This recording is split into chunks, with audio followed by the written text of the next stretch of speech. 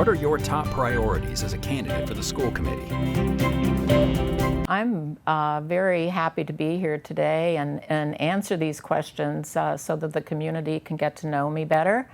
My top priorities as a school committee member would be to, as I said when I was interviewed in January for a short-term position on the school committee, my top priority is to serve my community. I've owned a home down here for 11 years. I have served as a school committee member in New Jersey, and I've been a homemaker for 50 years, and I believe in community service. And being a homemaker has really afforded me those opportunities to serve my communities. And much of that time has been based on serving children, whether it was as helping mothers to breastfeed their babies, being a nursery school board member, being involved in PTOs.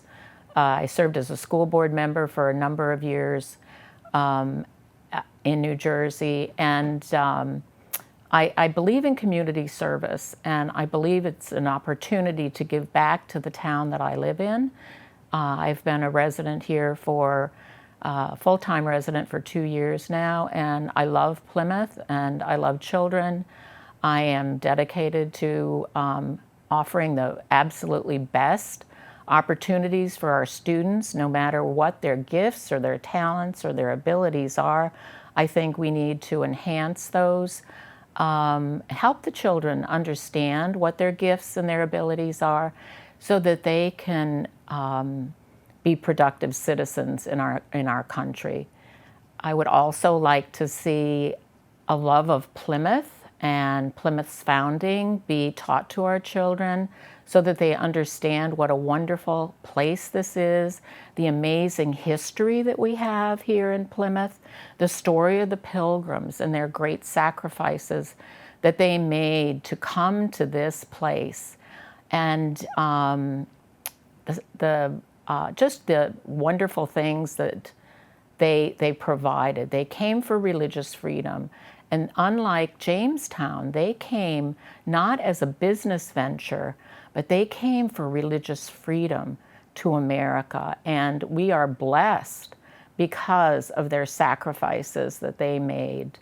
I'm very concerned about what goes on in America's schools today regarding the sometimes inappropriate, very inappropriate indoctrination of our children regarding sexual activities. I believe that our schools need to teach science, they need to teach anatomy and biology, but they should not be teaching inappropriate behaviors. And I know that that goes on in the Commonwealth in addition to the rest of the country, and I think we need to stop that. I think we need to protect children from those discussions. We need to protect our families. I truly believe that the foundation of every great nation are strong families, and we need to work to protect those families and their children and protect them from inappropriate activities, especially young children. I think that we need to be responsible to our taxpayers because education is a huge, huge portion of what we pay in taxes here in the Commonwealth. I believe 60% of our taxes here in Plymouth are from education, and we educate almost 8,000 students here, so it's a lot of costs, and I think we always need to look at what it is that we are doing in education and look to always preserve and to save money in tax dollars and only teach what is appropriate. And academics are very, very, very important for all students. Every student, no matter what their gifts and their talents are. I believe wholeheartedly in VOTEX programs. I know they don't call it quite that here in Massachusetts, but I believe very strongly in strong vocational schools, which I know we have opportunities here in Plymouth for that. I disagree with some of the changes that the government is proposing here in the Commonwealth. I do believe it's wonderful that they are opening up 3,000 new seats for vocational education, but I do not believe that it should be on a lottery system. I believe that it should be based on merit, on good attendance, and because we want to see these children succeed. Education on a college level has become very unattainable for a lot of families today. And I think that with some of the things that are happening on a federal level, where our government is looking to bring manufacturing back to America, it will provide millions of jobs for Americans, particularly those people who reside in our inner cities. What challenges do you see as a candidate for the school committee? What challenges do I see as a candidate for Plymouth School Committee? I think finances is always a huge challenge, and I think we need to always look at the financial costs of what it is we do and how best to serve all the students and their families in our community. As a candidate, I want to be elected. I think I can make a difference. I think I represent a large portion of people who live here in Plymouth, and not as many people turn out in local elections.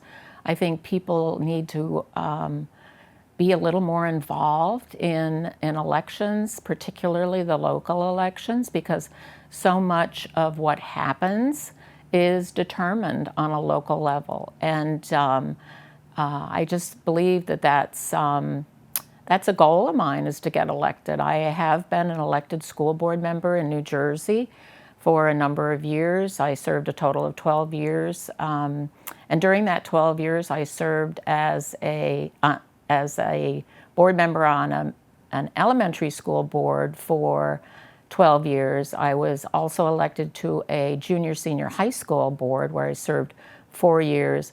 And I was appointed to a countywide educational services commission for 7 years. We served those most severely handicapped students in our county. We also coordinated transportation and purchasing for the smaller districts in our county. And where you got to, so through that process of 23 actual terms, or not terms, but years, I was able to serve on a lot of budget and finance committees, and not that I'm an accountant or an have an economic background, but I do have a lot of experience in that area, and I think it's very, very important. Transportation costs are expensive, and because of the diverse nature of our town that we serve, we have some homes that are closer together, but a lot of our town is rural, and that's always a challenge, I think, for school districts, are the transportation costs. I think we need to always hire people based on merit, and I think that's a challenge in today's school communities, districts. They tend not to, they are looking sometimes, I think, to fill different boxes when they hire people. And I really truly believe that we need to hire staff members, whether they're administrators or teachers.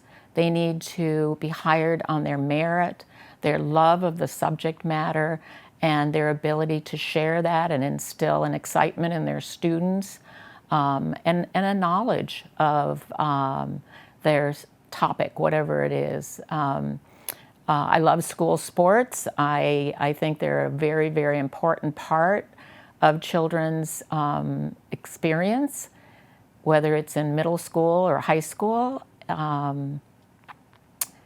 I actually coached a boys' traveling soccer team because after having lived in a rural part of New Jersey for 4 years, I decided I could coach soccer for just as well as the men were coaching it at the time.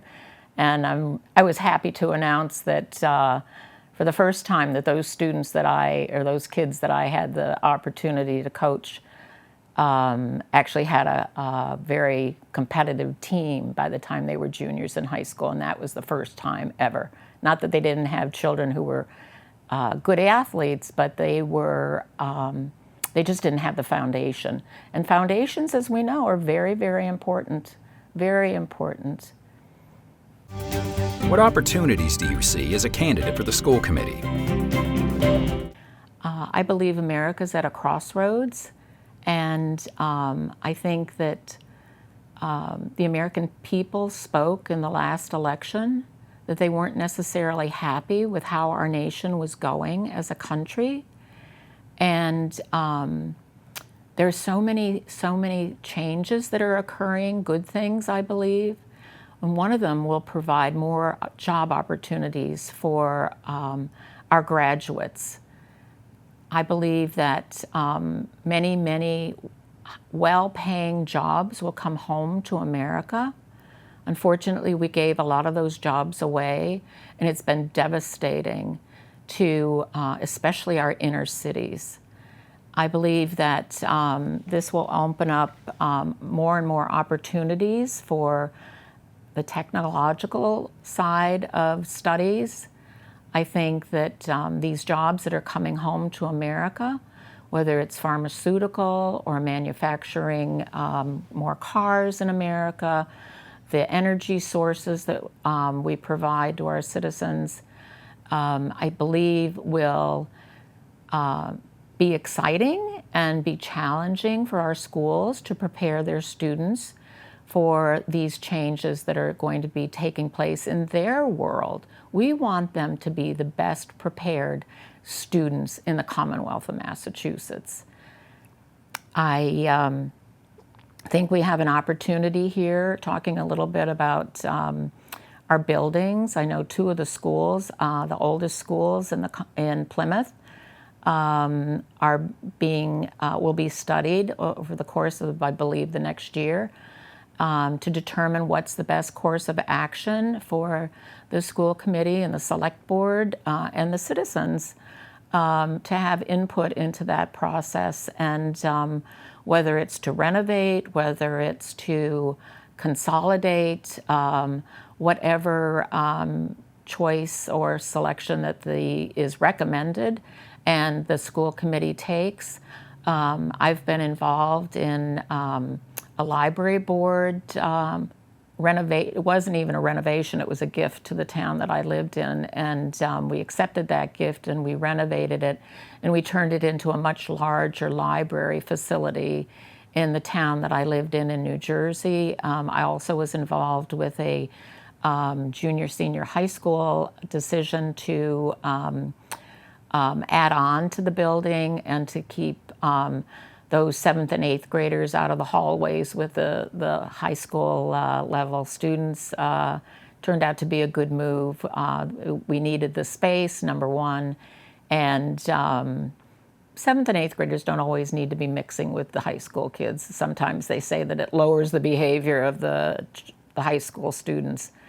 But I believe that there are always challenges in education, and they always need to be thought out very seriously.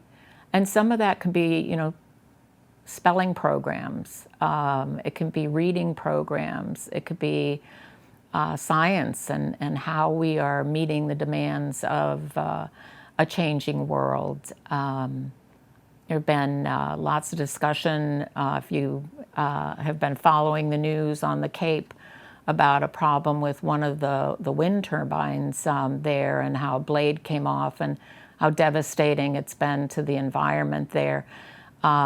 We want our students to be well-rounded. We want them to understand these things. We want them to understand the world that they are going to be living in. And we want them to be good citizens when they leave our schools.